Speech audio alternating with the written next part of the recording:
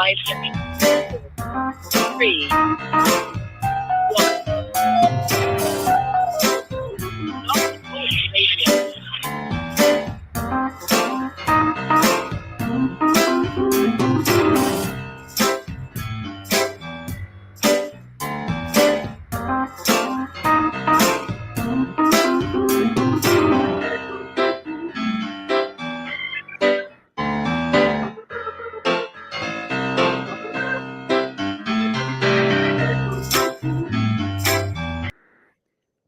Welcome everyone. Shalom. I'm Viata, your host for Soul Purpose Healing. Whoa, we got a great show tonight because I love bringing unity to the planet, more unity. And ever since the transition or death of OJ Simpson was announced, division about his life and his death.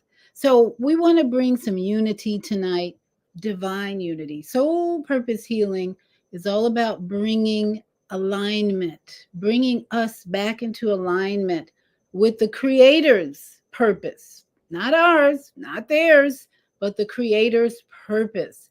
And so I'm going to be remaining very neutral about this subject, very neutral, to bring us into alignment for Yah's purpose, the Creator's purpose. But before we get started with drumming, we want to welcome our global family. This is a global platform, in case you didn't know, and we have the Female Solution broadcast every day of the week to a global audience. And so we just want to welcome our global audience now to the Female Solution and Soul Purpose Healing. Women have the power to transform this world. We can end crime and violence if we all agree to do one thing: share. Let's share our wisdom, share our time, share our talents, share our finances, but most of all, let's share our love. This is the Female Solution. Join me, Naima Latif, every morning, 7 a.m. to 9 a.m. Central Standard Time, as we bring you stimulating discussions about the issues affecting our lives. If you're listening online at www.blogtalkradio.com/the-female-solution, press the blue button that says follow and get our daily topics every morning directly to your email and your smartphone. Hi, I'm Naima Latif, executive producer of the Female Solution radio show. We invite you to call in 515-605-9325 and participate in this daily think tank as we examine the challenges we face and develop solutions that restore peace and harmony. We are global transformers, changing the world from the way it is to the way it should be. We are one. Wherever we live on this earth, we are one human family. On behalf of our team of radio hosts, I'd like to extend a greeting to all the members of our family, whenever and wherever you may be listening around the world. To our family in China, Ni Hao. In India, Namaste. In Japan, Konnichiwa. In Korea, Annyeonghaseyo. In Russia, Здравствуйте. In Germany, Guten Tag. In Poland, Dzień dobry. In France, Bonjour. In Spain, Hola. In Italy, Ciao. In Egypt, Ahlan wa sahlan. In Ghana, Akwaba. In Nigeria, Peleo. In South Africa, Sawubona. In Senegal, Nangadef. In Kenya, Jambo. In Israel, Shalom. In Pakistan, Afghanistan, Palestine, and Saudi Arabia, Assalamu alaikum. Greetings, and may peace be upon you all. Join us live on the on-air radio network called 727-731-5192. We want to talk to you. Yes, yes, yes. And we want you to talk to us. And us being the collective body of souls that are gathering here on Blog Talk Radio, on YouTube, on Facebook, to bring forth unity and truth.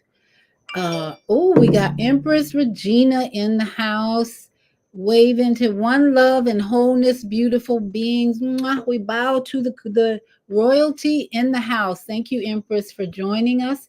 And Empress, feel free to comment tonight because there's been so much division on this subject. We don't like division.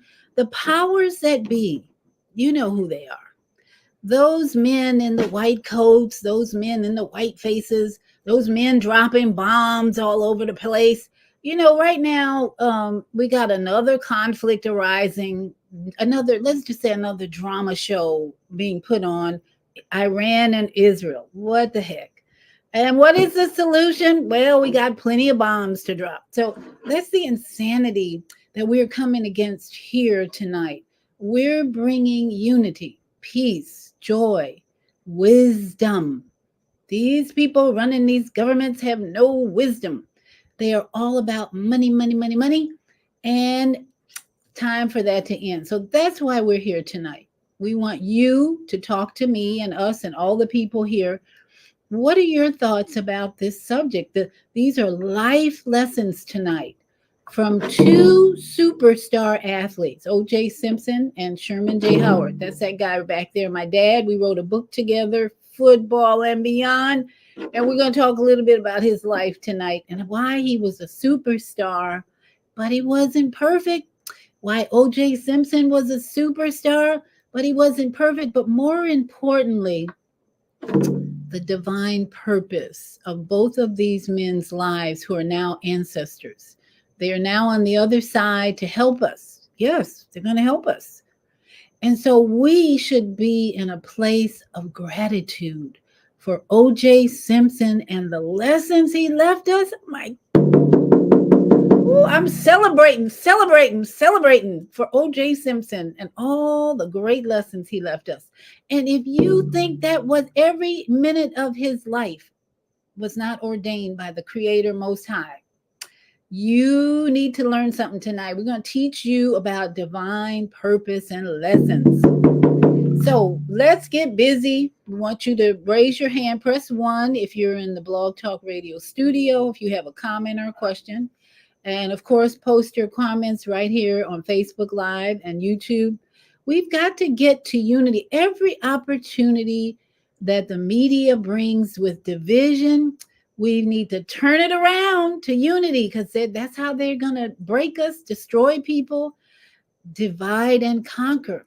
That's what they're trying to do. And this is just another subject that they're going to work on dividing. But I'm here to bring some gratitude, peace, joy, love, all that around OJ, my dad, all these superstars. Where do they come from? They come from the heavenly stars. They had a purpose, divine, from beginning to end. Every single person has an assignment. And OJ Simpson's was very unique. And we're going to show how complicated life gets when you're a superstar and people are begging for your attention, throwing money at you. Life gets complicated. But how else can we learn these important lessons without people like my dad and OJ Simpson? Great teachers. These guys were teachers, divine teachers. That's what we're going to talk about tonight. But first, let us bring in, we want to welcome our other ancestors tonight as usual. Because right now, this planet needs a lot of help from divine energy, divine, loving, wise energy comes from our ancestors, comes from all of you who join me every night with consciousness. We're going to bring in more unity right now and more love with Becca Shea. I do not own the rights to this music, but I love it, and she's given me permission to play it. So let's get your drums out. Get those drums out. We got work to do tonight. This is a work in progress to bring unity and get rid of all the division on the planet. Too much. It smells good, feels bad. Becca Shea brings unity from the Most High Yahweh and or Yahushua, bringing love, the spirit of love and truth. So here we go. Here we go. Here we go. Here we go. Here we go. Here we go. Here we go. Here we go. Here we go. And it's gonna touch some people for all time. Hey, From every tribe and language, people, every nation. hey. Well, warriors are falling, there's a resurrection coming. If your light will rise and shine, wake up, you sleeping giant. Go, love and justice, I'll be healed by the peace. Oh, Yahweh, bringing us power to unity. Well, warriors are falling, there's a resurrection coming. Bible trials come alive. Yeah, wake up, you sleeping giant. I feel it. I feel your heartbeat. I feel it. I feel your heartbeat. I feel it. I feel your heartbeat. I feel it. I feel it. I feel it. Bring us together. Bring us together. We cry. Bring us together. Bring us together. We cry. Bring us together. Bring us together. We cry. Out your heartbeat. Your heartbeat. Oh, your heartbeat. Just be out and know what's died to stand by. Raise up the standard and battle for every fellow tribe. Our warriors are fighting, there's a revival igniting. Love for us, such a fire. Yeah, a rising, blazing fire. Can't burn, listen to your destiny. The rhythm of our father moves with victory. Well, warriors are fighting, there's a revival igniting. So warm, so high, and your eyes blazing fire. I feel it. I feel your heartbeat. I feel it. I feel your heartbeat. I feel it. I feel your heartbeat. I feel it. I feel it. I feel it. Bring us together. Bring us together. We cry. Bring us together. Bring us together. We cry. Bring us together. Bring us together. We cry. Out your heartbeat. Your heartbeat. Oh, your heartbeat.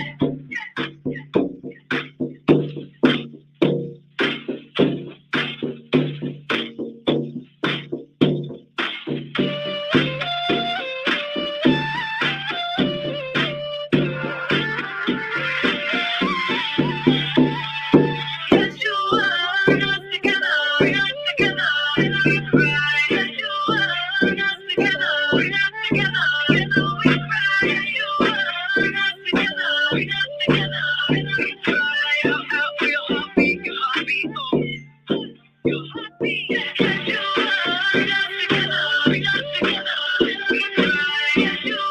Bring us together. Bring us together. We cry.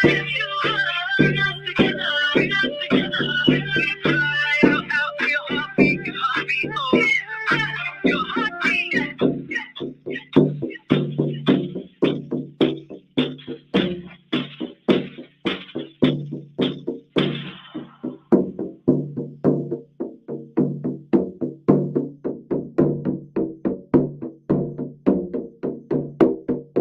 Unity, love, joy, peace, forgiveness.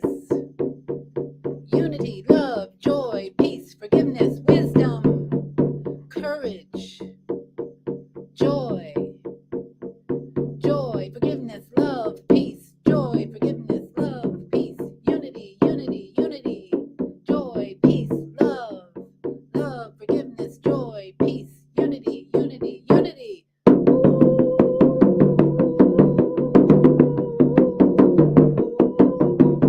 Aho, aho, aho, aho, aho, aho, aho, aho, aho, aho. Hallelujah, hallelujah, hallelujah. Welcome, welcome, welcome. We are so happy to be here tonight because this is another opportunity to change the frequency of our planet. The people who come together here tonight will change the frequency of our planet that loves to get into division and war. Yeah, yeah, yeah, yeah, yeah. War is out. War is out. It's old. It's ancient. We're getting rid of it. No more war, no more war, no more division. We unity. And this show is going to bring us into unity, forgiveness, all of those good things, all that good, positive, healing energy. We need healing energy tonight. So, thank all of you for joining me tonight because this is really important after a huge solar eclipse energy that brought us up, up, up, up, up into a higher place. We're talking tonight about two souls whose lives teach us many, many things that can help us make different choices going forward. And I'm dedicating this show tonight to the young generations, Generation XYZ, whatever, wherever you are, Generation XYZ, this is for you. This is your show. Now, I'm a baby boomer, and I love, love, love hearing from X, Y, and Z because they're our future. They're our future. If we don't provide them with guidance and wisdom, we're going to have some challenging times ahead. So they're our future. We're letting go. We're passing the baton on to the younger generation as we get older. And I want them to have enough wisdom and love to keep them going. Now, I invited my friend William Holden. He's the author of this book, $40 Million Slaves.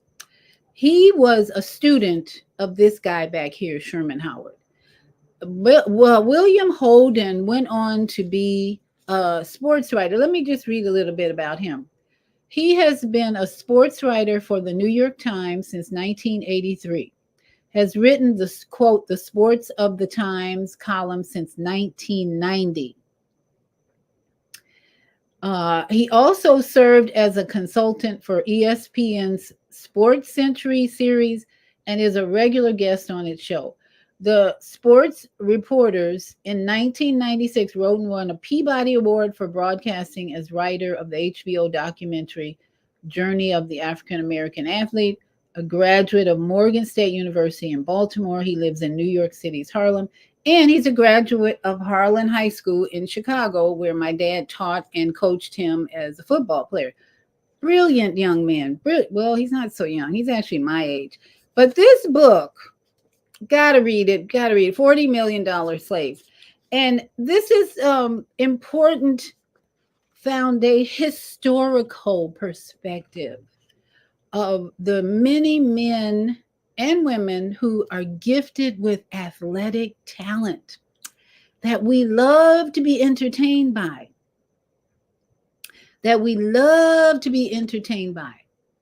And we have Naima Latif is in the Facebook audience. She says, great evening. It will be interesting to see how the legacy of OJ will be defined. His life is a lesson for wealthy athletes to think carefully about who they select as mates. Yes, my dear, and so much more. We're going to talk about all that. So much more. Oh, my goodness. Select as mates and associations. Yeah, because we're going to hear, I'm going to start this night with music. I have this song that my friend said, if you dance to the music, you got to pay to the piper. And I'm like, oh, I remember that song. I didn't realize the words are so relevant to tonight. You may have heard this song, and I'm going to play the beginning, and then I'm going to mute it because I don't want to get into copyright issues. So let me just give you a little introduction to the song. It's by the chairman of the board. And the reason I'm playing it, music is my number one love. Music, if there were no music, I think I'd be depressed all the time. I'd have to depend on the birds for music or something, because that's my number one love. So this song, we're going to start off with this song just for fun, because the words are what's relevant.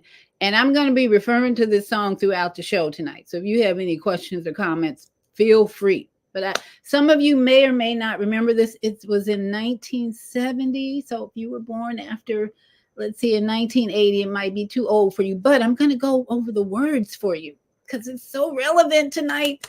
you probably, and I'm sure some of the people in Blog Talk Studio, they're going to remember this song. But I want to start with this because it sets the tone of the conversation for us tonight, where the words teach us about relationships, which is key for OJ and my dad. That's where they got in trouble.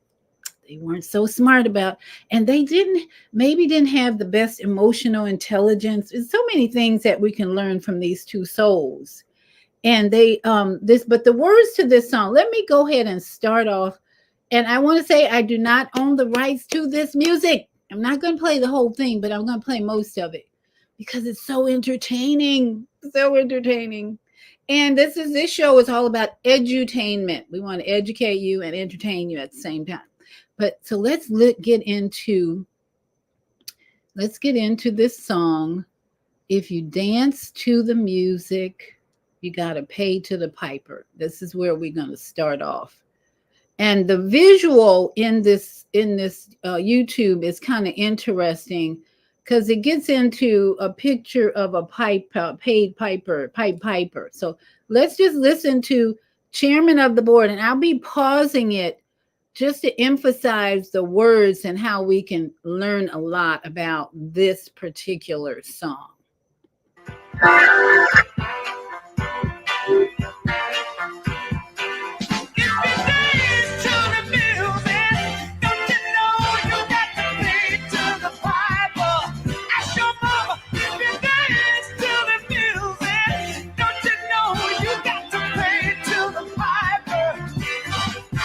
All right, there you have this. This is the picture.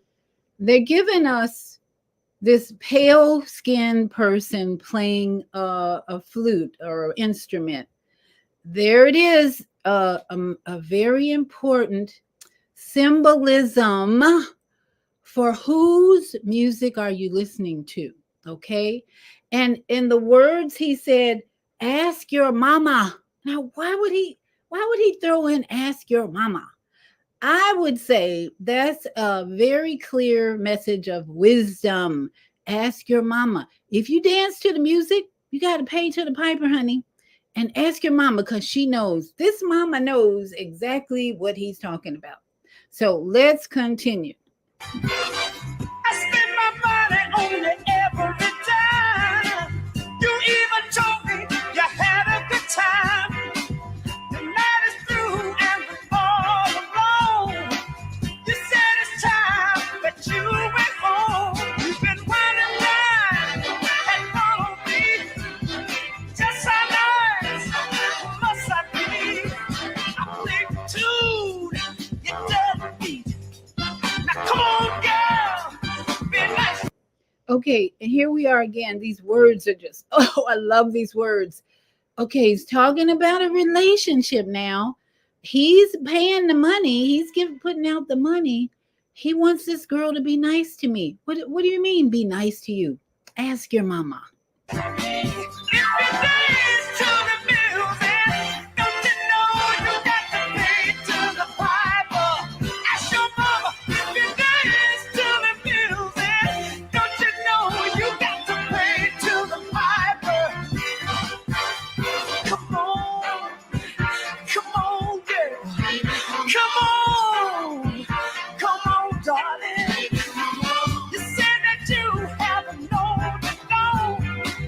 How much longer will this go on? Girl, my patience is wearing thin. I wanna be more than just a friend. Okay, let's pause there. Did you hear that? His patience is wearing thin. He wants to be more than just a friend. Ask your mama what that means now. If you don't know, this is great lyrics. And the music is, we bebop to this music. We didn't think too much about it seriously. Now when I read the lyrics, I'm like, I got to play this for my granddaughter. And she gets old enough. She's 9 going on 10. I think this year we might play this and break it down for her. Listen. I need some love desperately. I need some love desperately. This man's almost in rape mode, if you ask me. Because, I'm running out of patience. What the?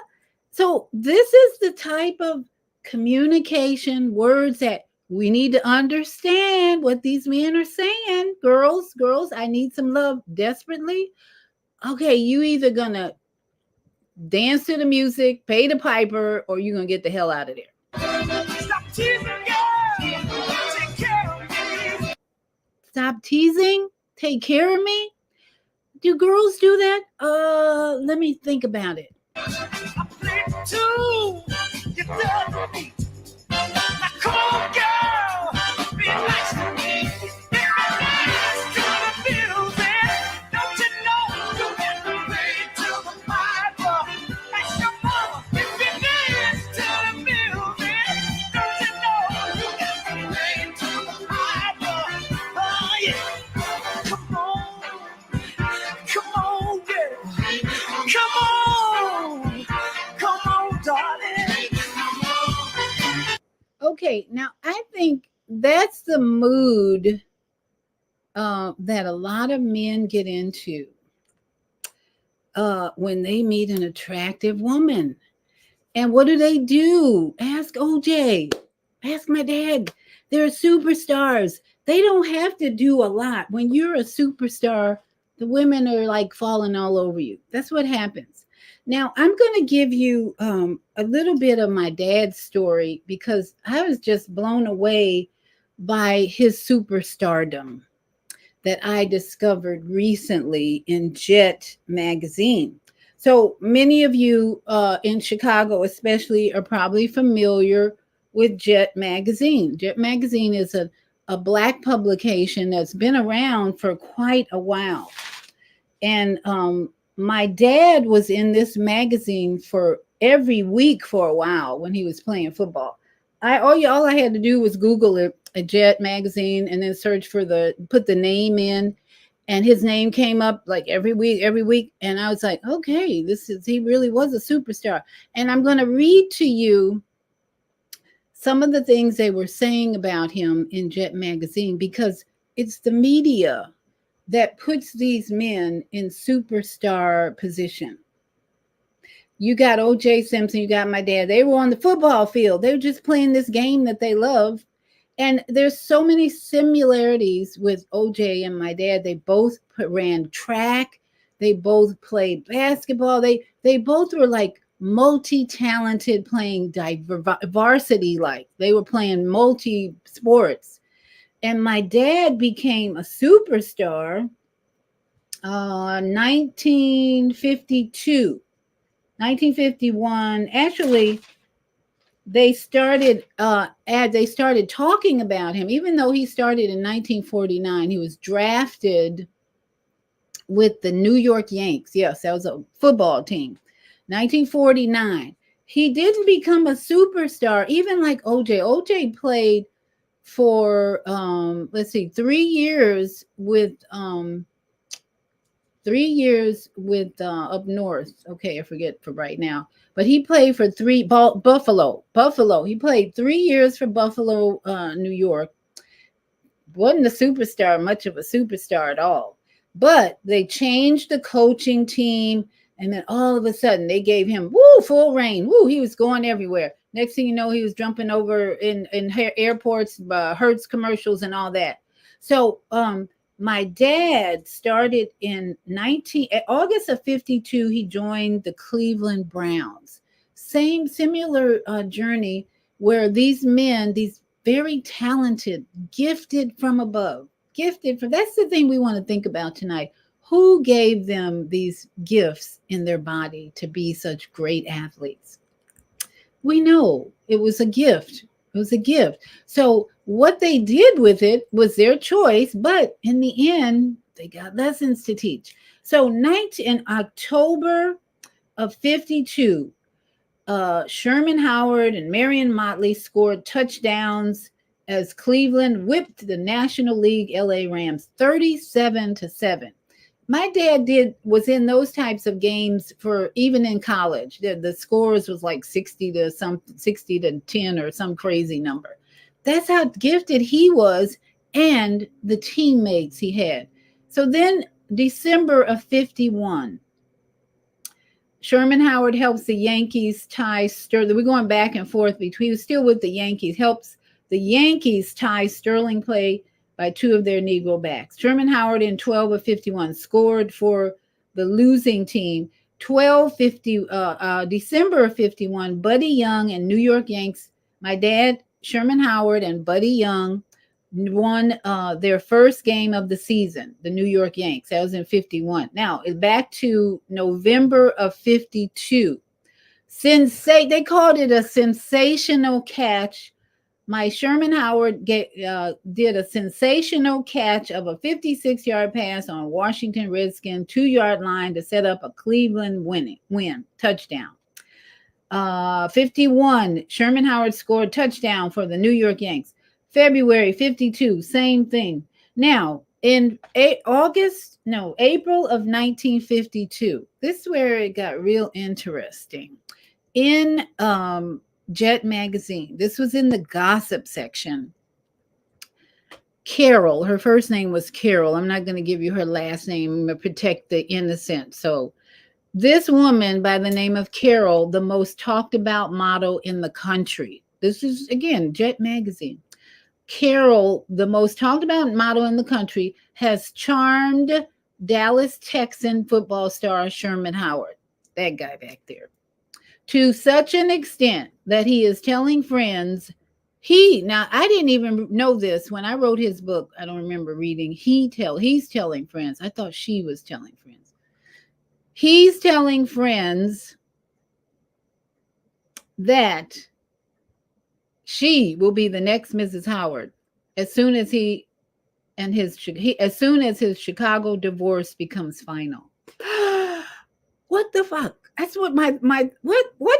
I wasn't even conceived. My second sister wasn't even conceived at this point. So I called her today. I'm like, Yvette, did you hear did you know? Let me read this to you. So it's like, wow, this woman, Carol, most talked about model, and I must say she was being talked about by a lot of men in the area. This was in Harlem. My dad was playing in New York for a while. That's where I'm sure he met her. And I will say she ended up marrying Billy Eckstine. If you know who Billy Eckstine is, was a very famous musician, but I'm not going to tell her last name. Anyway, that was a shock to me because that meant somehow not only did my dad get out of that relationship and go back home to Chicago and had conceived my older sister by 2 years, but then I had an opportunity to come to the planet too. Now, in October 30th of 52, again, Sherman Howard received a 25-yard pass and scored as the Cleveland Browns beat Philadelphia Eagles. And then my dad's career kind of ended November 13th, 1952. Thank goodness my sister had been conceived. In fact, my mother was pregnant with my older sister. November 13th, 52, the Cleveland Browns halfback, Sherman Howard, underwent surgery for a shoulder separation. But he made a sensational catch before that happened of a pass in the Redskin game, and he's inactive for 4 weeks. Well, that was the beginning of the end of his career. November 1952. My sister was in the womb at that time. I wasn't born for almost 2.5 years later. This is the divine order of things in my life, that this man could meet this woman in New York who he was ready to divorce my mother, but divine order separates his shoulder, no more football career. You're done. You got to go home to Chicago and make babies. So this superstar status, though, that my dad had, where did it come from, first of all? This man grew up in poverty, just like OJ Simpson. OJ Simpson grew up in the projects in LA. My dad grew up in the projects in Chicago. But these men were gifted with athletic ability enough to be superstars in the in professional football arena for some period. Now, my dad only played from 49 to I think 53. So he only played 4 years. OJ Simpson, on the other hand, he played for 11 seasons, is what I have here. So he stayed in there a lot longer. And both of them were running backs and fullbacks, right? Okay. So we can say, as far as my father goes, the divine order of things was perfect, just perfect, perfect. Had an affair in New York when my mother had one child at home.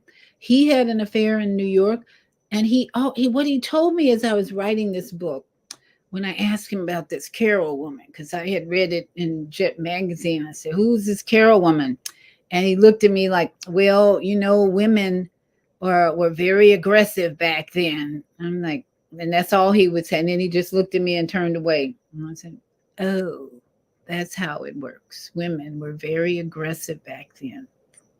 Hmm. So my dad was a very, very humble man in so many ways. Humble.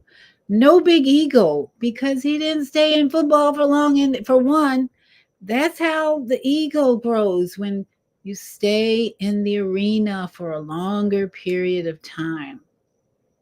So he decided to leave football. He was doing scouting for New York and Cleveland and all these professional sports when he left. He was going out to colleges and scouting for talent for these professional teams.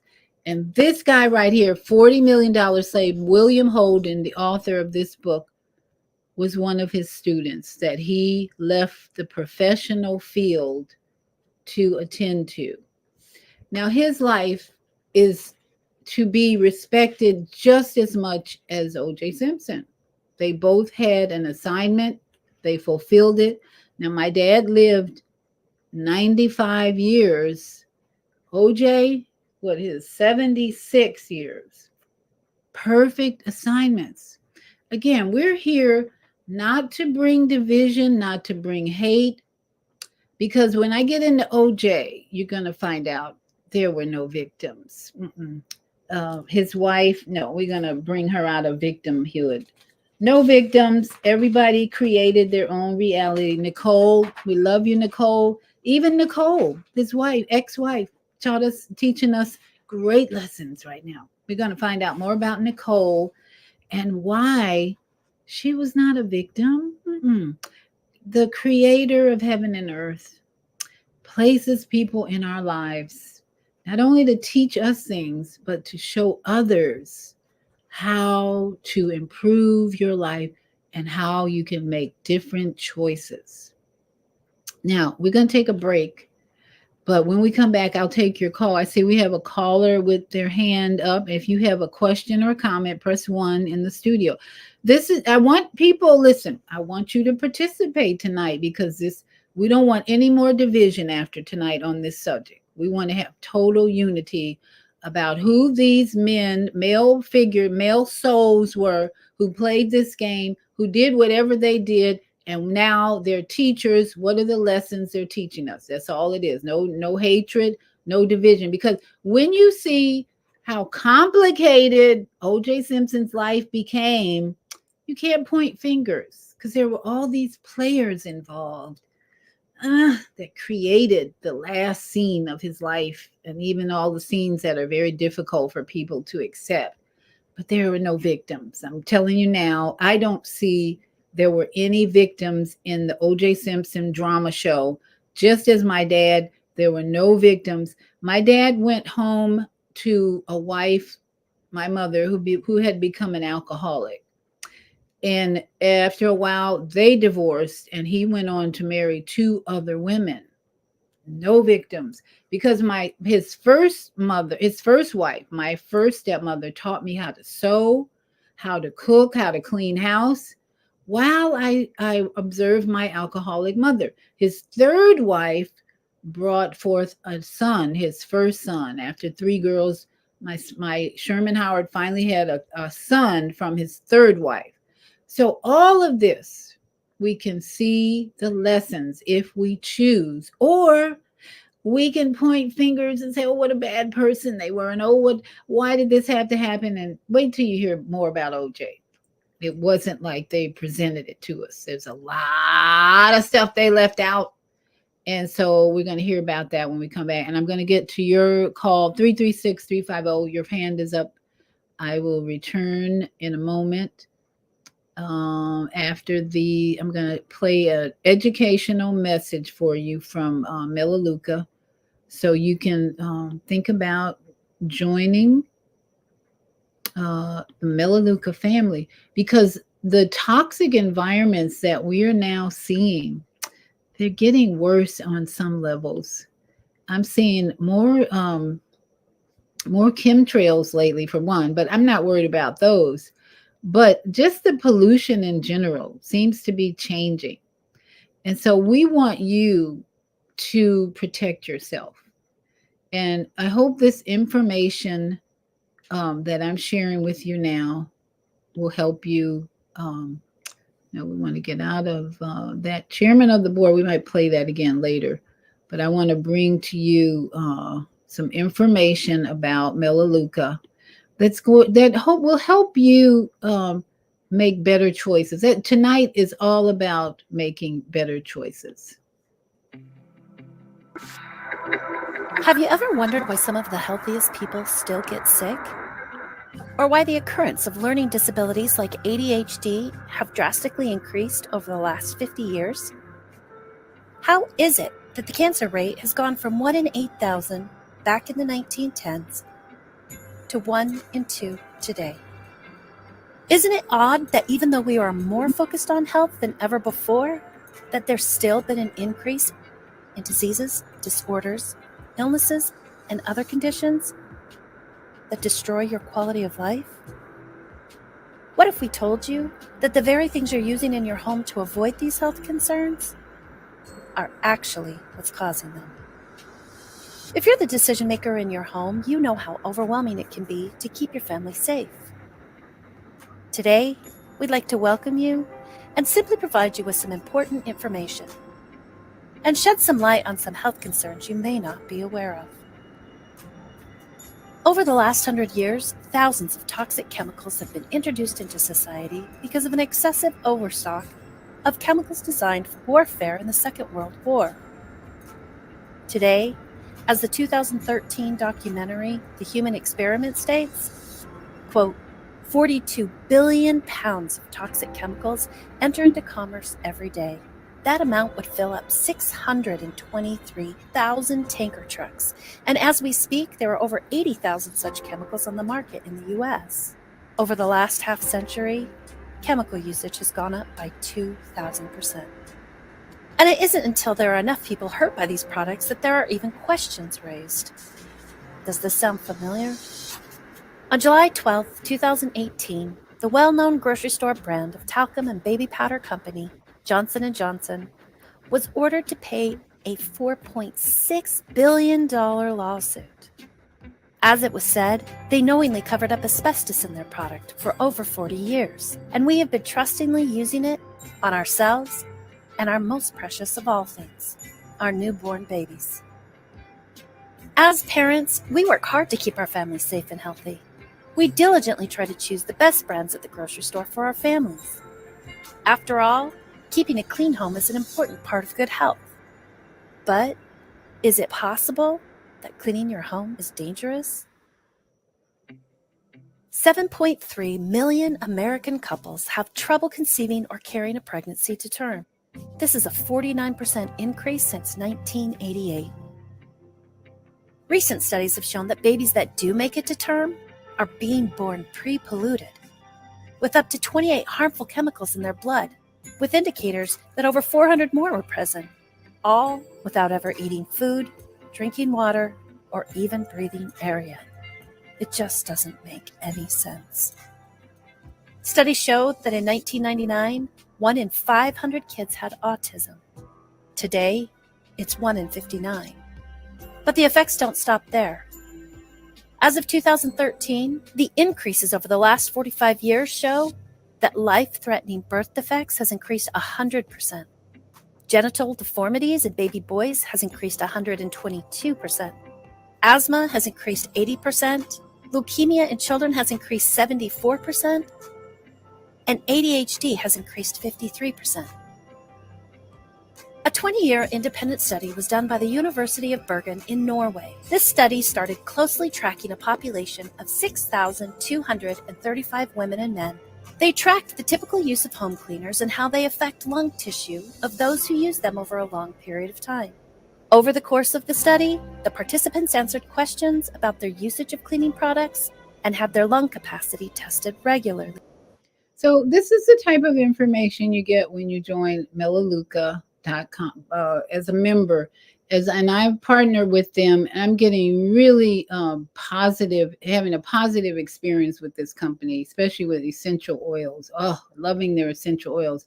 And let's see, I have one more message. Hi, this is John Alexander. And I'm Naima Latif. Meet people like you who are making a positive difference in the world. Big difference. Watch us every day on The Media Connection at www.youtube.com/The Media Connection TV. YouTube it. We'll see you soon. All right. So we're back now, and we've got a caller in the studio who's pressed 1, and I invite all of you to press 1 if you have a comment or a question about OJ Simpson or my father, Sherman J. Howard. These were superstars. It's not like, I don't even say they did any wrong. They completed their assignments. People are angry that that OJ's name is even being brought up because he completed his assignment. I want all of us to just look at the lessons this man is teaching us. And before I go to the call, I want to read something out of $40 Million Slaves. William Roden compares OJ Simpson to Michael Jordan. He says, during his playing career from 1984 to 2003, Jordan led the Bulls to 6 NBA titles, but his greatest gain came off the court. Jordan surpassed OJ Simpson as the world's most marketable black man, becoming a major marketing tool and proof that a dark-skinned African-American could be embraced as a pitchman for all. So we see the comparison with Michael Jordan and OJ, marketable as hell. These two men were making buku dollars because they became so much. Why? Because they were successful athletes. They were good entertainers. This is kind of the society we're in. People love to be entertained, and the marketers will pay you if you're a good entertainer, Hollywood or otherwise. And then he goes on to say, Jordan's similar importance outside of his phenomenal ability was knocking open the marketing doors that OJ Simpson had broached in the 70s. So OJ was a trailblazer for marketing opportunities. Let's say that.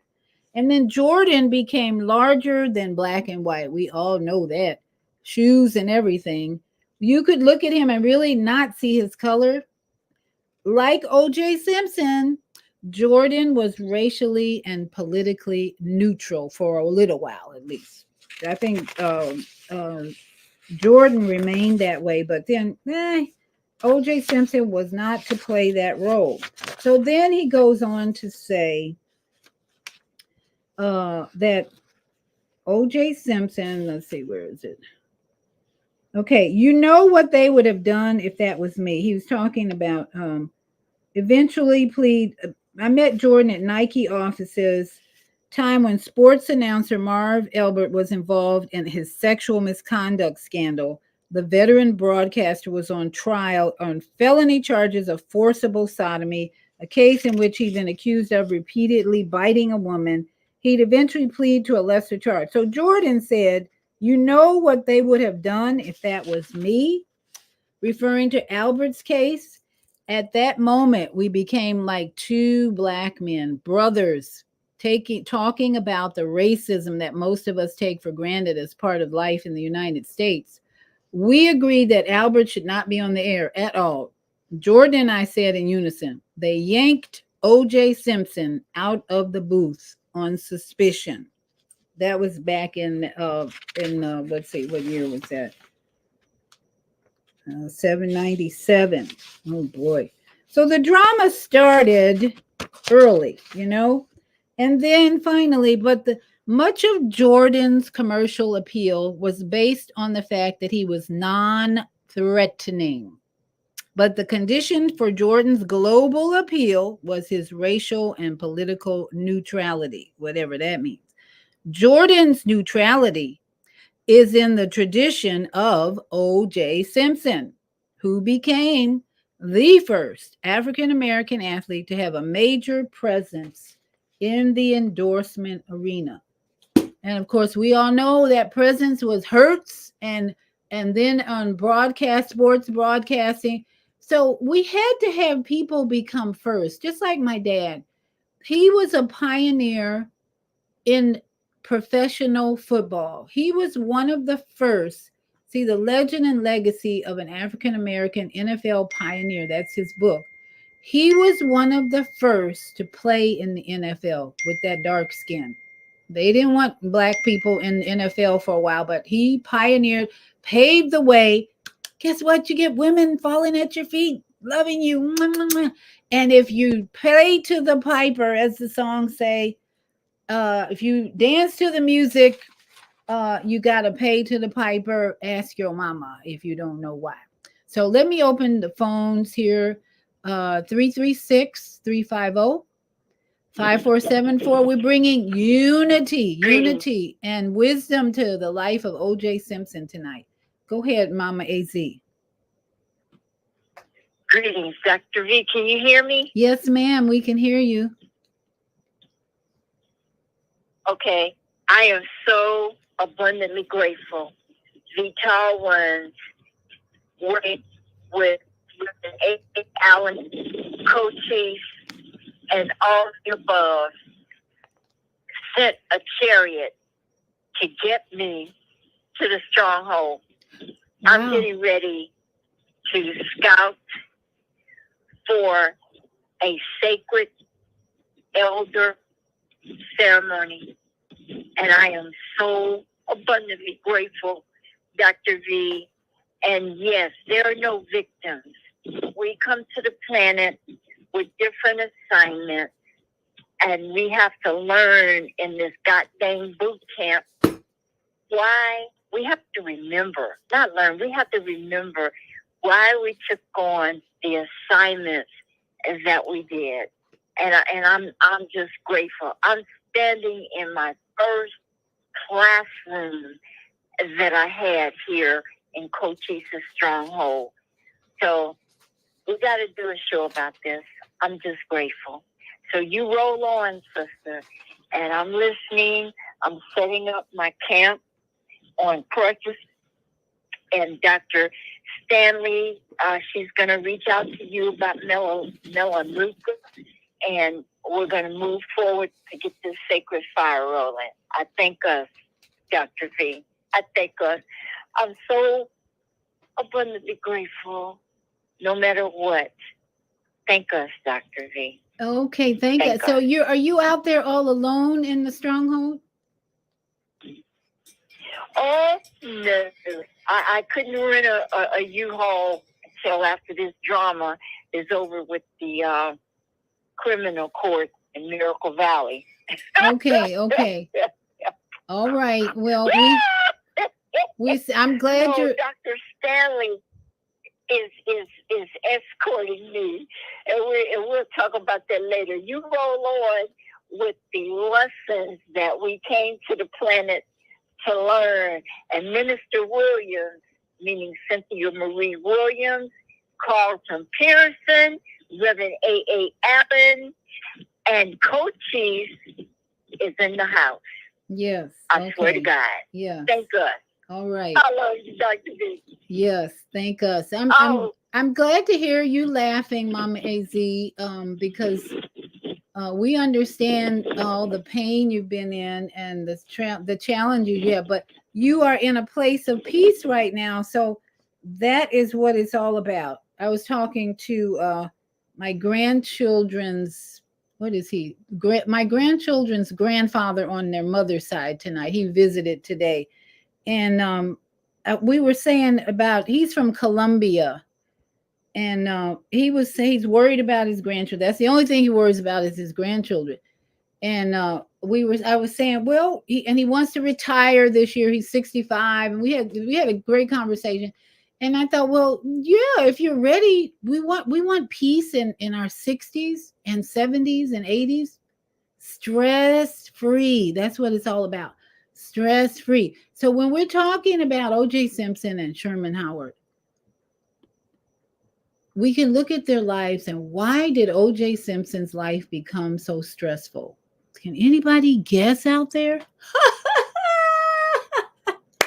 Whoa, buddy. When you have that marketing appeal, like Michael Jordan, can anybody testify? When you have a marketing appeal like Michael Jordan and all the other superstars, you are like a magnet, not only for money, but for women, right? And as the song goes, if you dance to the music, gotta pay to the piper. So my dad had women dancing to his music. It was interesting when I was watching videos about OJ that one guy described him on the field as someone moving to music, dancing to music. He was so fluid on the field and so melodic and rhythm like that it was like just watching a symphony almost. He was just describing it in terms of music. So the attraction is natural, don't you think? When you have that kind of charisma, women want you and your body. Let's just say that. So when you dance to the music, you got to pay to the piper. The word goes, you say that you haven't known me long. How much longer will this go on? Girl, my patience is wearing thin. I want to be more than just a friend. Girl, I need some love. Desperately. Stop teasing, girl. Take care of me. I played the tune. You dug the beat. What was the tune OJ was playing? Playing a super athlete tune with lots of money. Yay. The women loved it.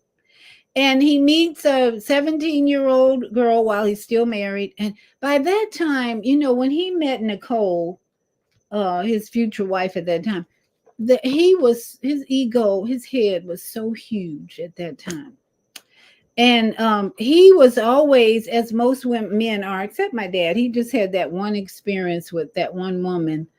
And it almost ruined me. It almost ruined my appearance on planet Earth because he had that one affair before I was even conceived. Divine order. We want to help all of you stop judging OJ. Stop it. Divine order, divine assignment.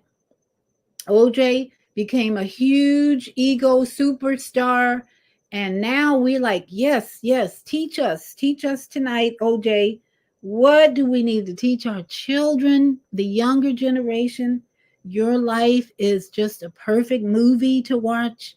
In fact, they did make a movie, but we need to stop all this hating. I know people seem to think that his wife, Nicole, was just a poor victim. I'm here to tell you, energy attracts energy.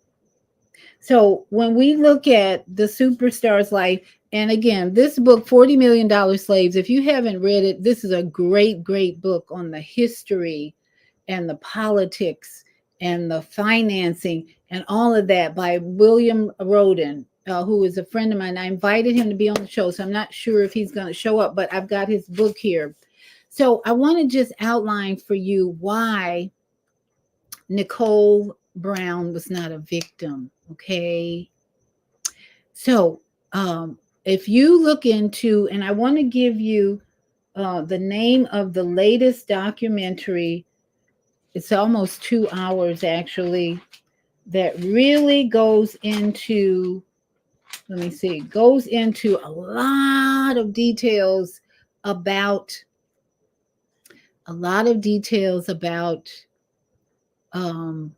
the people and the relationships that not only OJ but his Nicole, his ex, had with in her lifetime. So naturally, when you're a superstar, drugs come into the picture. Um, OJ left the 49ers in 1978-79 with an arthritic knee. Same injury my dad had, other than the separated shoulder. OJ also had problems with his knees. So by the time my dad was in his 80s, he could barely walk. So he needed a walker. And it was a football injury. In fact, he always said that it was an intentional hit by a player on the other team that intentionally dived into his knee. There was a little racism going on there, he said, but it was part of the game. That's how the type of man he was. He wasn't complaining, but it was part of the game. That back when in 1950, 49, 50, this man was brave as hell to be playing with a mostly white team. And then the other players were mostly white and they didn't like him for his skin color, basically. So you didn't have, by the time OJ came along, I don't think he had as much hostility as a player on the other team. But my dad really had a lot of hostility that he had to deal with in his career, in his short career. But his knee injury came not as a typical tackle, but what he thought was a very intentional jab hit, very aggressive hit on his knee. Either way, these men were in pain. So a lot of them, you imagine OJ Simpson retires in 78, 79 after 11 seasons. There's that number 11. After 11 seasons, his whole body was in pain. His whole body needed relief. So sex is relief. Sex is a drug. So he cheated on his wife, and he even admits in this documentary how that was the one thing he regretted most, was all the affairs he had with these other women while he was married to both these women. So Nicole, unfortunately, got involved in drugs herself. The whole family, OJ and Nicole had some very interesting relationships. We could even say, if you watch this documentary, I'm going to pull up this documentary and let you hear a little bit of it, because this is the documentary that will help you realize that this is OJ's life was very complicated. And this is the type of documentary that will help you see how complicated it was, because the characters involved in this OJ movie that we haven't seen yet, big criminal activity. And OJ, according to this documentary, was very, very concerned about his children being in the household with a woman who was having all kinds of folks in that house. And there's a 9/11 call on this documentary that says it all, that has OJ in the background screaming at her about her sexual behavior while the children are in the house, and all the people who were selling her drugs. Now, I don't know how many of you know who Dodi Fayed is. Dodi Fayed is the guy who was in the car with Princess Diana. He's in the story with OJ Simpson's wife in London. That's why I'm saying there are no victims in this story. These people were all over the place doing what they're supposed to do as superstars and superstars' wives. And so this show is dedicated to the youth. Oh my goodness. The generation XYZ. Don't judge OJ. Just learn it. Watch his life. Learn the lessons so you don't repeat this. Do you want to repeat the drama of the OJ Simpsons, the Bronco chase? That's what we're seeing, a lot of Bronco chase videos lately. Remember the Bronco chase, as if that's his whole life. This man was so talented, so gifted for 11 seasons, did so many amazing things, marketing. He was a marketing example for all the men now who are selling shoes and Hertz commercials and all that. And yet they want to forget, erase all that out of the picture. I'm watching the whole movie, and at the end of the movie, what do? You say, oh, wow, that was really a good movie. So I want to just show you a little bit about this documentary. I highly recommend you watch if you want to know more about the OJ Simpson case, because this is a lot of new information. And it just like it just shows like a movie. So let me just play a little bit of it. No copyright infringements here, I don't believe. I do not own the rights to this, but I want you to just see the type of research that goes into finding the truth, and most of all, realizing how complicated this whole story is about OJ. It's not that simple, and nobody's a victim in this story. They all were playing a serious, risky game called drugs and superstardom. So here's this documentary is called OJ Simpson, Who Killed Nicole, by Deep Sea Digital. And I don't own the rights to this. I'm showing this for educational purposes only. And I want you to just hear some of this, just so we can come out of victim and ignorance. This story, this whole OJ story is too complicated to be judging anybody or anything. And you realize after watching a documentary like this that he's not the type of person who do something like that. But there was some shady characters in his life who would do it. So listen to a few minutes of this documentary called OJ Simpson, Who Killed Many things, right? Yeah. And so he felt compelled that he needed to be at his daughter's recital. OJ meets them there at some point. He stays for a while, ends up leaving before them. 6:30, Nicole and the kids go to dinner. They go to Mezzaluna. Let's grab that one. Well, at the Mezzaluna, it's Nicole, her family, the kids. Well, and also, too, I think it's important to note what OJ and Nicole's relationship was at the time of the incident. You know, they were obviously having problems. There's 911 calls to support that, but they were together in a sense, or at least in a position where they were going to outings together. So they're in the same place. It's not like they're, and nobody reported having some huge falling out where it almost appears as though they're trying to work things out. Yeah, we're at the Mezzaluna restaurant. Nicole's mom left her glasses there. The next known time frame that we have is around 8 p.m. when they have finished dinner and they stop for ice cream. She went out and got ice cream. Nicole with the kids. Then they went home where she put her ice cream in the refrigerator freezer, keep it frozen. The kids ate their ice cream. She put the kids to sleep. What's her name again? Faye Russell. That's it. Or what's the other guy? Salam.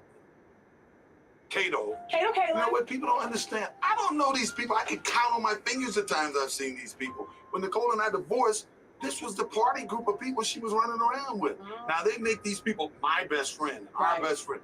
Meanwhile, at Rockingham at 9:15, right, Simpson leaves with Cato to go to McDonald's.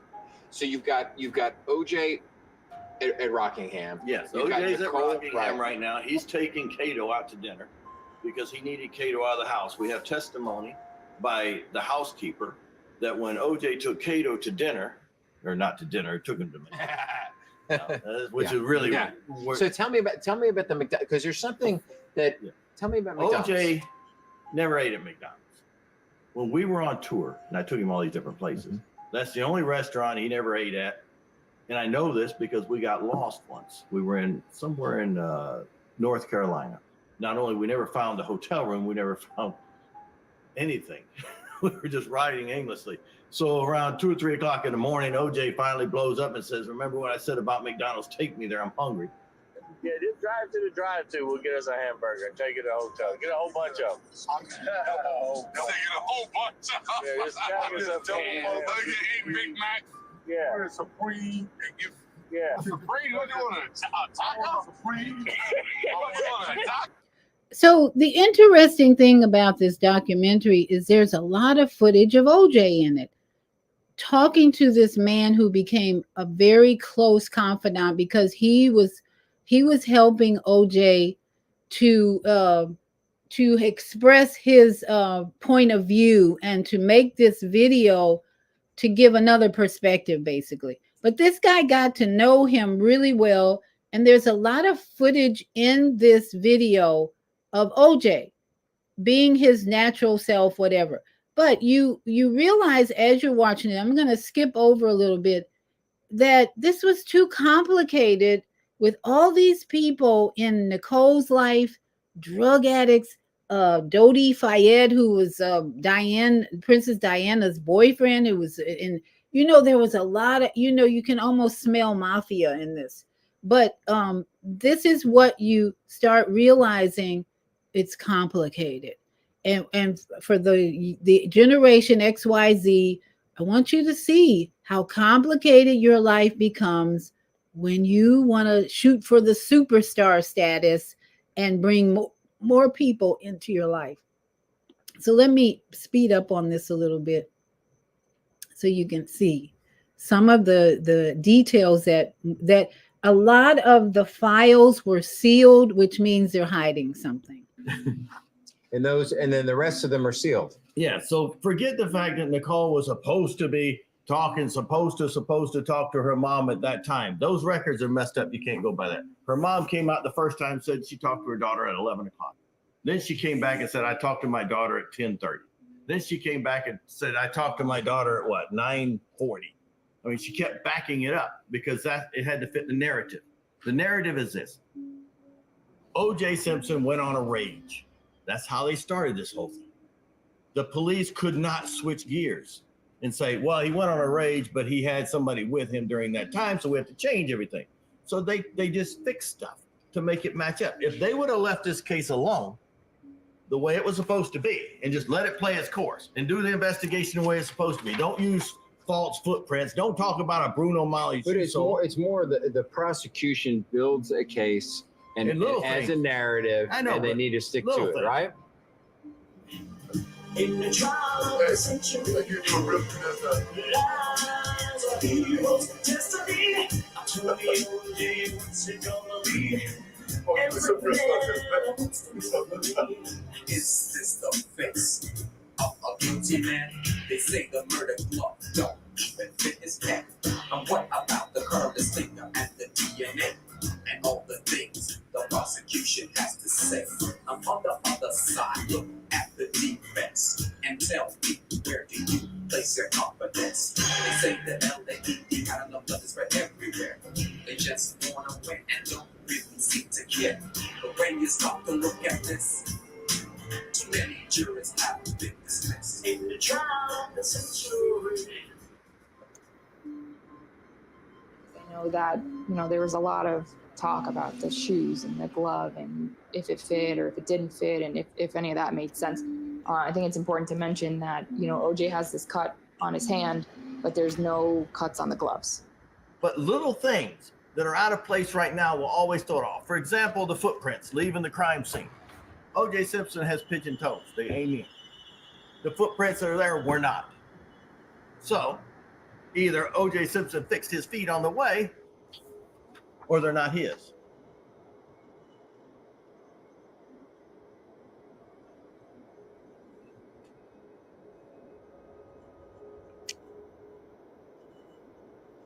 The footprints in the Bronco was not Bruno Mali. FBI said that. So if the footprints in OJ's car was not Bruno Mali, then why worry about a Bruno Mali shoe? Other than the fact it distracted the world for a long period of time. Everything is a distraction. That's all it is. It's been a distraction from day one. They throw all these smoke and mirrors up in the air to try to distract you. What we had to do, or what I tried to do over 20 years, was erase the smoke and mirrors and just use the fact. 11 p.m. OJ leaves for the airport to go to Chicago. Correct. It takes him 25 minutes to get to the airport, but at this point, he's already left. He's left. Now, let me ask you this: when OJ is contacted by the police, he takes the flight out of Chicago. or to Chicago. Yeah. From LA to Chicago. And then he's called by the LAPD, correct? While he was in Chicago. While he's in Chicago. Yes. And then he flies back, leaving his golf clubs in Chicago. Robert Kardashian went to pick him up at the airport. Well, actually, he picked him up at the airport the first time, and then the second time they went back and got all the golf clubs and whatnot. I remember when Kris Kardashian said they're more worried about the golf clubs than they worried about Nicole being killed.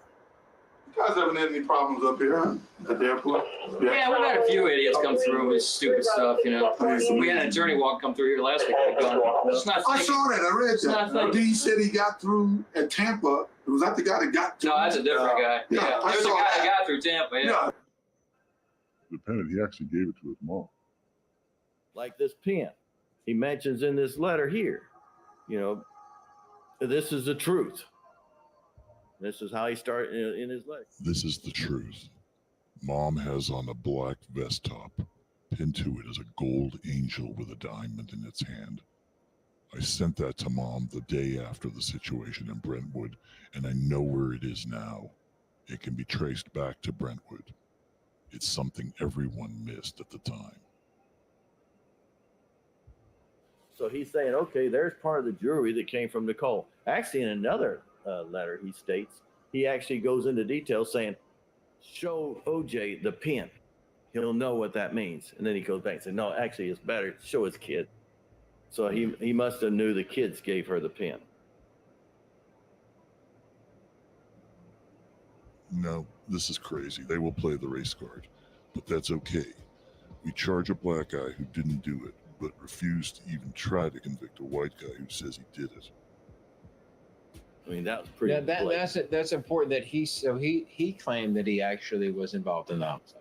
Oh yeah, then we kept getting more and more information. See here. So he contacts you. You put the word out that you want to talk to him. Right? Yes, I needed to know what he knew. And when you put that word out, where is he? He's in the prison. And what is he in prison for? Murder. He killed at least 5 people, I think, but he's claimed to kill 7. So he's claimed to kill 70. He's a cross-country killer, Casanova killer. He had a couple of names.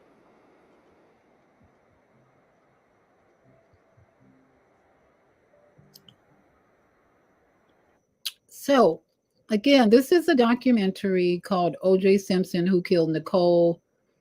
And I highly recommend, if you're interested in getting to more truth, more details, more purpose about this man's life, that really brings out the fact that his wife wasn't a victim. Because when you are associating with criminals and drugs are a priority in your life and your children are not, these things can happen. And we want to just encourage the young people, Generation XYZ, don't pursue a career in the limelight as much as you just do what is passionate, what you feel is your passion. We have, let's see, I saw a comment by Naima Latif. She says, great evening. It will be interesting to see how the legacy of OJ will be defined. His life is a lesson for wealthy athletes to think carefully about who they select. Oh, okay, I read that one. Let me see. Zelda, our Monday morning host, says, grand evening, my visionary sister. You're pioneering the way for the next generation to make better life decisions. This show is dedicated, as I said, to Generation XYZ, because there's just too much division about this topic. Since the man passed last week, it's like been division, hate. And if you are consciously walking on this earth, you know that all things are working in divine order. And these men, like my dad, are here to teach us lessons. So Naima Latif says, a lesson to be learned about game is that the adoration of the crowd is an illusion, attracting many who seek to elevate their status by latching on to you. Okay, so as a superstar, if that's your goal, then you're going to attract people like Nicole or other, and not just saying attract people like her, but you're going to desire women who are going to give you sexual experiences, let's just say, that ease your pain. The problem that we have, I think, with too many of our athletes and superstars, we could look at the thing going on with Diddy, for instance. What the heck? This thing gets more entertaining as the day goes on. But this is a year that all evil is being revealed. All evil is being revealed. So guess what? Put your hats on and get ready for the roller coaster ride. If you aren't already thinking about the roller coaster ride we're on with all the events happening around us, why? To reveal the evil that is going on. So I need to take a commercial break. I missed the last commercial break. So let me take a commercial break. If you have a comment or a question, have you been divisive on this subject? Have you been having discussions with anyone about the nature of the death of someone when even though the court system acquitted them, if the glove don't fit, he was acquitted, but people are determined to accuse this man once again. And me personally, I'm sure he knew who did this crime, but I don't believe he was the one who was cutting throats and stabbing and doing what all that was discovered on that night. This man, OJ Simpson, had his own connections with criminals and so forth, but that's the whole lesson for us, to understand, understand what our role is in all of this. So let me take a commercial break, and press 1 if you have a comment or a question. And we'll be right back after these messages.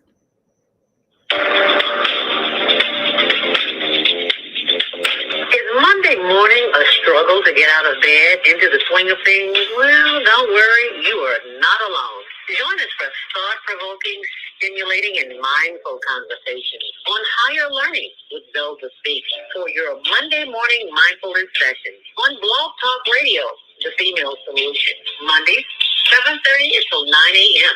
Be sure and send your ideas, thoughts, comments, and suggestions.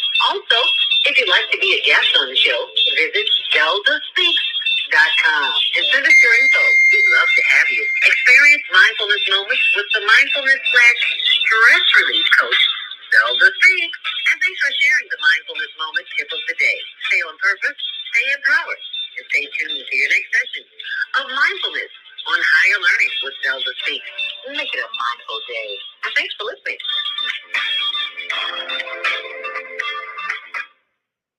So we are back, and one of the things I realized with watching this documentary with OJ and another, I watched a biography of OJ earlier today. This man had a really fierce protection of his children. I shouldn't say fierce, but a very conscious, strong love and protection for his children as you watch his life. And so one of the things that we can learn, many, is how do we protect our children? What are the many ways we can protect our children? Not just choosing the right mate, of course, but of looking at all the things out there that are going to influence children when you bring them into the world. So I have this audio I want to play. Dr. Gabor Mate talks about protecting our children. I was talking to, as I said, my grandchildren's grandfather on their mother's side, and he kept saying over and over again how he's worried about the children, his grandchildren. And I was okay. Once he said that, I'm like, well, yeah, that's what grandparents tend to worry. But he said it about 3 or 4 times, and I thought, why are you so worried about the grandchildren? Well, because of all the things out there that can happen, and on and on. And he named a few things that could happen. And just that at his age, he worries. So are you worried? What are you worried about out there that you want to talk to people about it all the time? I'm worried about this and more. That's the type of energy that causes a sick or weak body when you're worrying. So I've learned to read and study energy that protects the children, and wisdom and knowledge and information that protects our children. Not worry, for heaven's sakes, don't worry about them, because they could go just like Nicole or anyone else. We don't know. So here's a little teaching from Dr. Gabor Mate, one of my favorite teachers, about protecting our children. Tell me about social media, because my boys aren't there yet. Although they can find their way to a laptop pretty quick, but they're not on social media. But my daughter is, of course. Obviously, that peer group now is readily available in this new addictive device that's more addictive, I don't know if you would say, than heroin and cocaine. It's very addictive, yes. Okay. How does that, is that just up the stakes? Well, so in the book, Hold On to Your Kids, the last 2 chapters are about the digital media. And it's a huge topic. And I would say if I had boys your kids' age, I would not let them near any device.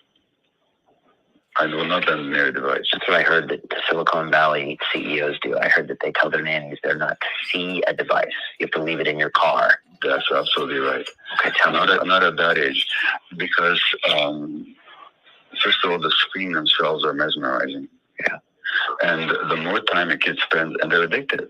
You try and peel a kid off their device, you see typical addictive protest and outrage. Yeah, anger, all that kind of stuff. Because you're really coming between the addict and their addiction. And you know, from your own addictive history, or me from mine, what it's like when somebody tries to come between you and your addictive target behavior. You know, and sorry. I mean, everything in your fiber of your being says no. Absolutely. Right. No. So first of all, the screens themselves affect the brain, the developing brain. So the more times a kid spends watching screens, the more it depletes their dopamine receptors. And dopamine receptors are the ones that get implicated in addiction later on, the incentive motivation circuitry of the brain. Number one, the child develops an attachment relationship with the machine. And then as they get older, this is with 1 and 2 or 3 or 4 year olds. So what we say about the digital media is it's a good thing, but so is sex, and so is alcohol. But we don't give 2-year-olds alcohol, and we don't introduce 5-year-olds to sexual practices. Why? Because they're not ready to handle it. So you give digital media to kids when they're old enough to handle it. When are they old enough to handle it? When they no longer rely on it to meet their emotional needs, but they use it for the function for which it was developed, which is information and communication. Those are legitimate goals.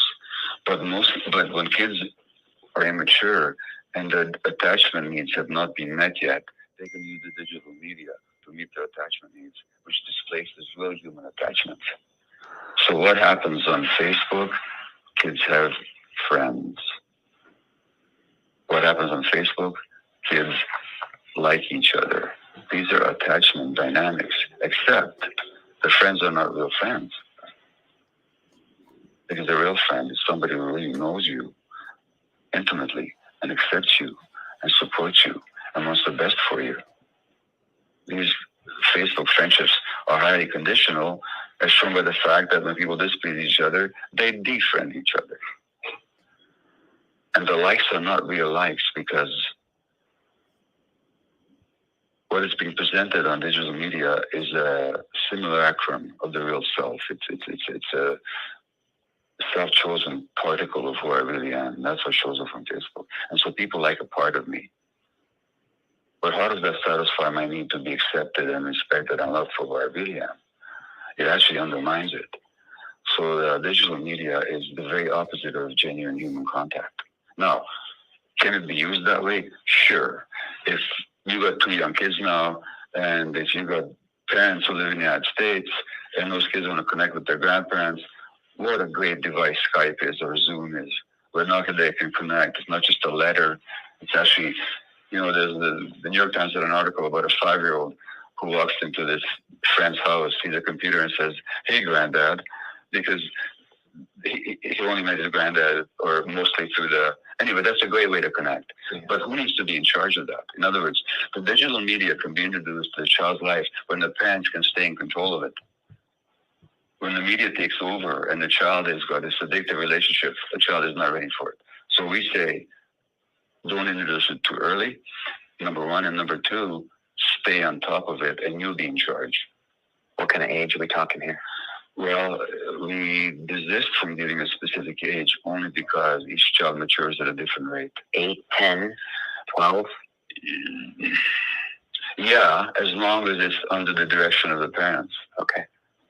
When Gabby started school in the equivalent of 7th grade, they gave all the girls iPads. Terrible. That was the policy of this private school here in London. And they're like, and we were like, "Are you sure?" And they're like, "That's how we teach now. Everything goes on there." And they monitor them, they do the Wi-Fi thing, but you're not impressed with that. I'm not impressed with it because my guess is that very quickly that iPad became a vehicle for social media and peer relationships rather than the intention, the educational intent of it. Yeah. And real teaching happens through personal contact, through engagement, through inviting and eliciting the kid's curiosity, through appealing to the child's increasingly sophisticated mind to hold complex ideas, contradictory ideas sometimes at the same time. Those depend on maturation. And that maturation depends on relationship with human beings.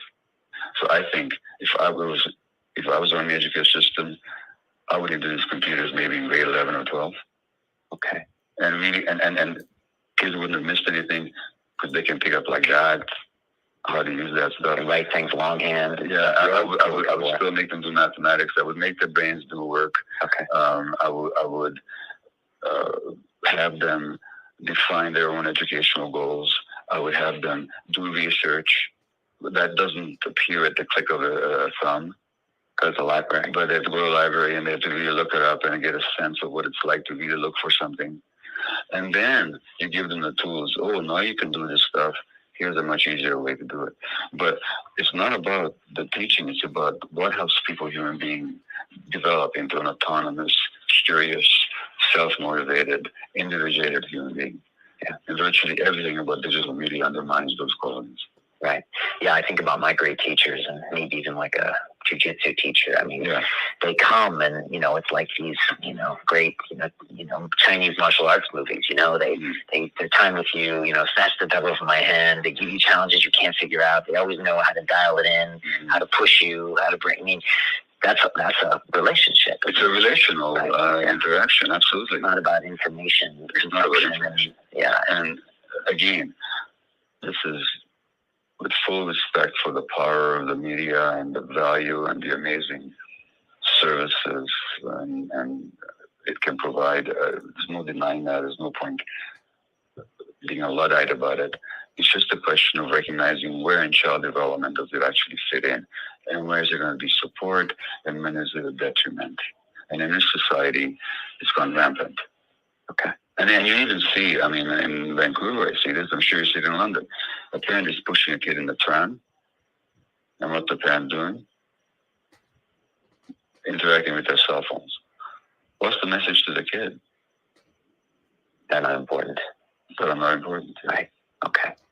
I'm going to tell my wife right now to get all the devices out of the house. So in the 80s, when OJ was Ray became a father and was raising his children, he didn't have cell phones and computers and tablets. That's our challenge today. We have children who are becoming addicted to their tablets and their phones, and the adults are leading the way and they're addicted to their phones. So the challenge OJ had with his children was having an addicted mom, a mom who was addicted to cocaine. That was the drug back then, cocaine, freebasing, weed, maybe even harder drugs, I'm sure, because the amount of criminals that OJ's wife was associated with is starting to look like a long list, because there was a book that is part of the documentary. There was the book, they called it, that Robert Kardashian held, and then the police got a hold of it, and then it disappeared. So the suspicion is that that book held the names of the drug dealers. So today, our goal, our challenge is to overcome the addiction to gadgets and phones. Back then, OJ had a whole different challenge, having a mother, his wife, addicted to cocaine, and then inviting all types of people in the house to influence your children. So that was his challenge, I believe, that he's leaving us to teach us, is being very careful how we raise our children and who our associations are. So let me see. Naima had made an excellent point. She's been told that the whole drug dealing community in LA knew it was a drug hit and OJ didn't do it. That's what comes out in the latest information, is that the type of killing that occurred, that this woman and her friend were stabbed multiple times, not once or twice, but multiple times, and then to have the throat slit, totally mafia drug type killings. And so I think we can say pretty safely that, man, he didn't do it alone, but he may have known what was going on, because it does bring out the fact that he did want her to be gone, but he wasn't the one to do it. So in the end, he got what he deserved. I think 9 years in prison. And now we are all here left to figure it out and to teach the lessons to this generation XYZ. So we've got a couple of callers here. Let's see. I've got Kwame Sunhorse, and then I've got two callers in the Female Solution Studio. Kwame, your mic is open. Good evening, Sister Viata. I just got one question. Do you remember what you were doing on June 12th, 1994? No, I don't. Let's see. June 12th, 1994. I'm trying to think. My children, I had two children at that time. No, I don't remember. What happened then? That was when OJ was arrested for killing Nicole. And see how important things are, that we are focused on June 12th, 1994, and we can't remember what we were doing on June 12th, 1994. More than likely watching the news at the Bronco. Oh, probably at least. We give priority, but that's how we give priority to that type of venue and violence. We promote this, and we constantly, 30 years later, we're still talking about these two people, and what have we done from 94 to now in our life? So yeah, that's the big question. Are we learning as these people come and go? My dad left in 2019. And for years, I called my dad, how are you doing? Well, I'm still here. Well, I'm still here. So when you have, this is the point of this show, when you have a relationship with someone like an OJ Simpson or Sherman Howard, you should be paying attention to what they're teaching you. Whether in June of 94, I'm sure I was unconscious, not totally conscious the way I am today. But the fact that you would even bring up that date is like a trigger to say, was I growing? Was I what? For me, I was thinking, well, what age my children were, because I could tell you I was probably very involved in whatever my children were doing. Was it baseball, football, or I think they were in college at that point. Yeah, 1980.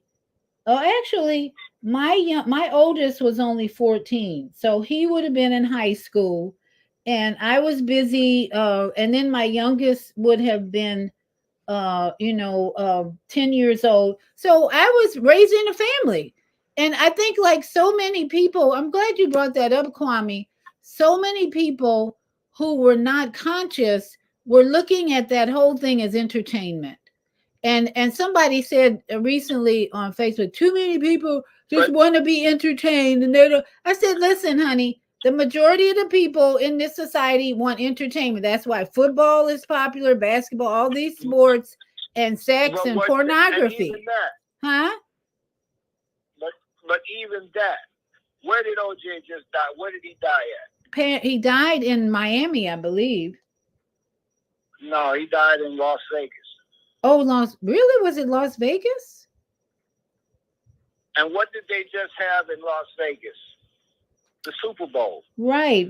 Oh, he was a superstar and he died in just a few February when they had the Super Bowl, and he died in the city that they just had the Super Bowl in, that he was in his time. No, you know what? That was his only regret. He never made it to the Super Bowl.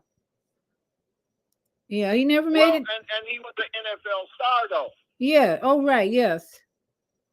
We talk about that one thing that they set him up with, and the part that you're looking at, because if we remember OJ Simpson, and he was in the Hertz commercial jumping over, he played a space, Apollo space on a Hollywood set that broke out of the set to come and tell the people that the landing on the moon was just a movie that they was making. Right. See, we remember people for the bad things that they do. And they pump the bad things about people, but what did he do good in his life? That's the point of comparing him with OJ. OJ Simpson paved the way, I think, for other athletes to become more marketable, if you want to say that. I don't think it was bad or good, because everybody's learning lessons from these experiences. But just like my dad, he went back to teaching youth in high school for 20, 30 some years, where his path, he would live to be 95 years old. OJ's life ended at 76. He had a shorter life because he chose to be associated with people, not teaching young people as much as just continuing in his egotistical, narcissistic way. So we have great comparisons as to what happens but see, how have you looked at his psychological analysis to say that he was diagnosed that? No, that's what people are called. We're giving words to people. No, that's what the people. No, that's what the people who were close. The people who were close to him thought he was very narcissistic. I'm sure he was. He had a huge ego. Yeah, OJ had a huge. The Juice had a huge ego. We know what that. I'm looking at is Gabor. You played Gabor, right? And Silicon Valley just this year in February made it passed an ordinance that their children cannot use computers in their schools. Thank goodness. Jeff Bezos does not allow his children to use, and we give our children laptops and iPhones and all of these tools to make them shackled to this technology. They become Wi-Fi junkies. Well, we're creating a whole generation of addicts.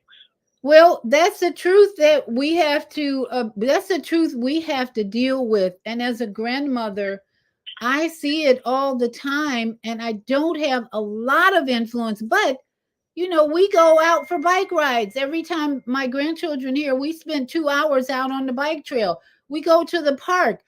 Parents, that's what the elders are here to guide these young parents to balance the lives of children.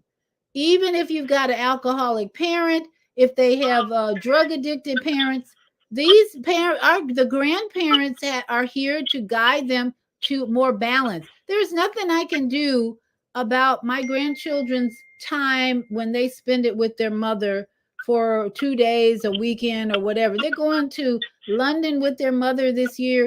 I don't have any influence in that. But when they're with when they're with the elders in their life, we as elders have a responsibility to help them be more balanced in their education with the family, at least.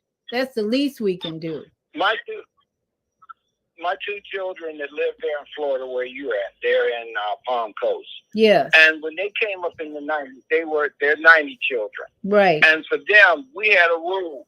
However amount of time you watch TV, that's how much you get. That's the amount of time that you've got to read a book. Yes. If you want to watch 2 television programs, then that's going to be 2 hours. That means you got to read a book for 2 hours before you go to bed. Yes, exactly. And that is exactly what we are practicing in this household, is that they have to spend more time reading if they're spending time on the tablets. Unfortunately, parents use those tablets as babysitters. And we thank you for that suggestion, Kwame, that time on the tablet, time here has to have equal time reading and exercising the brain. I had to almost force my granddaughter to work a puzzle with me yesterday because she had spent so much time on the tablet and she was left here with me for a couple hours. I said, listen, we're going to work a puzzle. Boy, did she resist. But once it was done, she was so happy with herself for doing the puzzle, completing the puzzle. Okay, Naima, I see you said we have 2 callers. If you want to go ahead and Kwame, I left your mic open if you have another comment later. But Naima, you want to open the mic for the other callers? 773-977, your mic's open. Hi, this is Lois in Chicago. Hello, everyone. Hi, Lois. I'm just thinking about OJ Simpson and Dr. Sherman. I don't think that there was too much similarity between the two of them because OJ, he stayed with white women. He always, I understand that even after he got out of jail, he lived with another white woman. And this society has never accepted interracial marriages. So I believe everybody was always after him anyway for having married Nicole. And it was just a setup because he was acquitted, but yet this book has come out and people have made money on it saying that he was guilty. They're gone against the jury and everyone else. Johnny Cochran, well, the late Johnny Cochran, the lawyer who represented OJ, he happened to, after OJ was acquitted, Johnny went to the hospital and for a cold, I understand, and never came out. They claimed he had an aneurysm and died. It was very mysterious. I still don't understand how society can claim that there was a chase with the Broncos when they were traveling at 35 miles an hour. I call it more of a trailing than a chase. At a chase, you're doing more than just following somebody at 35 miles an hour. My heart goes out to OJ's children. I think what he did was something good, and being concerned about his children and his grandchildren. Can we imagine what they're going through right now, losing a mother and a father, and society is still talking about this disaster? I remember that Mr. Sherman left a legacy here with all of those children at Harlan High School. And evidence is the gentleman we heard earlier who had graduated under Sherman Howard. So his legacy of having children was altogether different from what OJ has gone through. Now, I don't know who the woman was that your father went with before you were born, but I was wondering, was she white or black? She's black. She's what you might call a mulatto. Carol is her name, and you could probably find out. She married Billy Eckstein. She wasn't white. She was probably half or something because she was in Jet magazine. Okay. And yeah, she was the most popular, talked about model in the country at the time. That was in 1952. So yeah, my dad was definitely not into European women at all. Outside of the NFL, a relationship that they had together, Mr. Herman. Mr. Sherman he left a legacy of young people that God gave him the strength to train. And some of them are following in his footsteps to this day. I can't say that about OJ. And like you, I don't believe that he killed Nicole. And if the glove didn't fit, they must have quit. And that's what they did. But I believe Johnny lost his life for getting him acquitted. Well, so we just have to be careful with the doctors and everything else. And thank you so much for this time. This is Lois in Chicago. Thank you, Lois. And you're right, Lois. The two lives, that's why I'm presenting the two lives as lessons for our youth. You can look at my dad's life, you can choose that pathway and live to be 95 maybe or 100, and he died fairly peacefully. He had a heart condition, but even in his life, his relationship with his third wife was somewhat conflicting or not as harmonious, but he did have a home where he raised a son, and his son is doing well today. OJ was not to have that same assignment because we needed an OJ lesson. And that's what we're here to say. No blame, no shame, no victims. These are lessons for us. Do you want to follow the path of OJ and be a superstar running through airports for Hertz commercials and be making millions of dollars? He probably died broke. He had to pay his wife, what was it, $10,000 a month child support. He had a $500,000 divorce settlement, and what did she do? She became a drug addict. So lessons galore. No victims. No victims. Naima, did you have another caller? I think I saw you had two callers here. Let's see. Yeah, you have another caller. Yeah, area code 22183. You're okay. Yes, it's my understanding that P. Diddy is a closet homosexual and that he was trying to make himself look like a ladies' man by getting with, what's her name? The Latina. Lopez? Lopez? I remember that woman's name. You talking about Lopez? Mm-hmm. Yeah, right. He's married. He's been married a couple times. He has children too.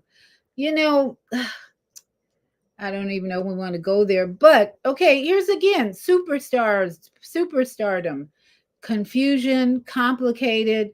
The people in the music industry these days are coming out in droves as bisexual. Let's just say that. Everybody, from what you hear, the gossip and testimony, let's just say not gossip, testimony from people who lived with them, who were married to them. They are Will Smith, we're getting testimony from all over the place, bisexual. These people become so perverted in their behavior that we, again, lessons. They groom young men in the what's his name, the little white boy who's very popular. They groom these young men sexually. So you want to become popular. Sex seems to be the activity that runs rampant with people who become superstars. So is that the type of lifestyle you want, but where it becomes so complicated that you end up in jail or prison or on drugs? Barack Obama seems to instinctively know that being a straight heterosexual black man is the ideal, and he's not that. And there seems to be this self-evident awareness that being a straight Asiatic black man is the highest form of masculinity. And that's why there's so much destructive energy against black boys becoming straight black man. You know, Dr. Khalil Abdul Muhammad said that you leave the black boy alone and he'll, you know, normal. He'll be not ill-affected. And that's what needs to happen. We need to see more and more of our black boys to not be the victims of sexual exploitation. And hopefully, just as a natural matter of course, there will be straight. Did you say Asiatic men? That's my thought. Did you mention Asiatic men? Was that what you said? Yes, Honorable Elijah Muhammad spoke of what we call the American so-called Negro or African American males as the Asiatic black man. Oh, okay. And, I see what you're saying. You know, that book that you wrote on Message to the Black Man, where we're described as Asiatic black men and black women. Okay, it's kind of like, you know, Semitism. We're learning so much today, this year especially. Things are moving fast. Anti-Semitism. We're the people who are really Semite or from that region are not just the Jews. You know, that's the conversation that we should all be having, educating people about. There's no such thing as anti-Semitism when you are African or from the Middle East in any form, shape. We got to drop this anti-Semitism claim, because there's no such thing as Jewish anti-Semitism only. Semite people come in different shades, colors, and cultures. So when you say we have to be mindful of raising healthy boys, yes. There's been a long period where the boys have been on their own, and we've got crime and everything, unhealthy behavior rising in the neighborhoods of our urban areas. So yes, thank you, Admiral Nelson, for that reminder from the minister. So we've got some new people in our Facebook family. Hello, greetings from the Gambia. I cannot pronounce that name, but it looks like Al Husseini Drame. Thank you for joining us, following your programs, he says. Thank you so much. I hope you'll share it with Generation XYZ and more. This show is intended to raise the consciousness and stop the division about subjects like OJ Simpson and SuperStars. They're just here to teach us lessons. That's what they're here for. No shame, no blame. In fact, you know, people are angry because they're saying, oh, OJ murdered his wife. How many times, especially in scripture, do we see that you murder people with your words? Every day, the Most High, creator of the universe, looks at the energy that we put out every day with our words. So let us not be so critical and shaming and blaming about people's behavior as much as we should be critical and blaming about people's words every day. My grandson said to me that he said something very negative to me, and I couldn't believe what he said, but I realized, okay, this is what he's learning when he's watching what he's watching. Protection. Put up your armor. Put your armor on, because people's words are killing you every day, not just the other with the knife. Go ahead. Is that Kwame? Did you have a comment? 90 seconds. Okay, Lot's wife. And looking at what Lot's wife, when you turn around and look back at the past, what happened to her? Turned into a stone, or she froze. A pillar of stone. Pillar of stone. Right, because you're looking at all of the what Sodom and Gomorrah was being destroyed for all of the filth and things, and we keep turning around, looking back at the past, turning ourselves into pillars of salt. Yes. 60 seconds. And all we need to do is learn the lessons. People when people are talking, see, the point of this show is that there's too much divisive energy out there. People are watching about OJ and talking about it, but there's division,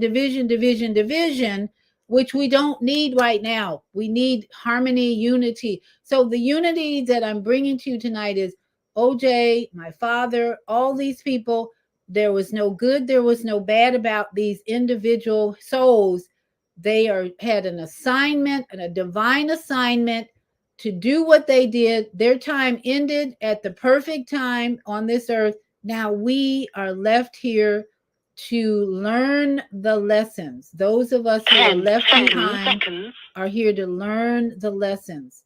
So thank you all for joining me tonight. I really appreciate your taking the time. And again, if you want to learn more about this crime and the drama, there is a documentary on YouTube that will give you more of the details about these people's lives. It's a movie. It's a movie. Get the popcorn out.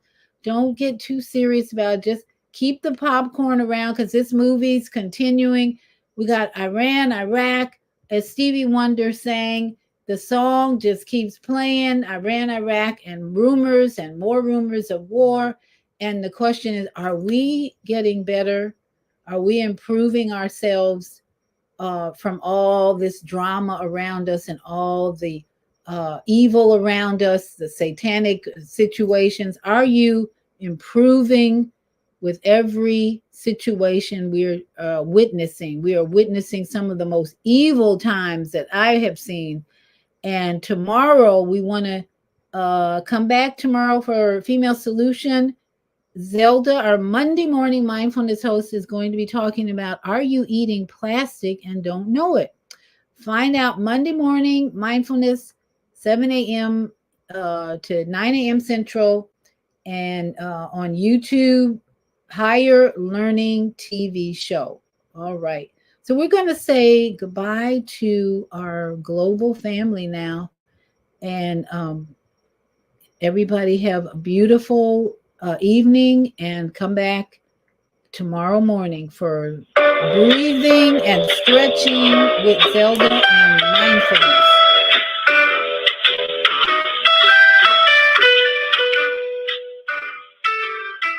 We've come to the end of our show today, but you can hear every show in the archive at www.blogtalkradio.com/the-female-solution.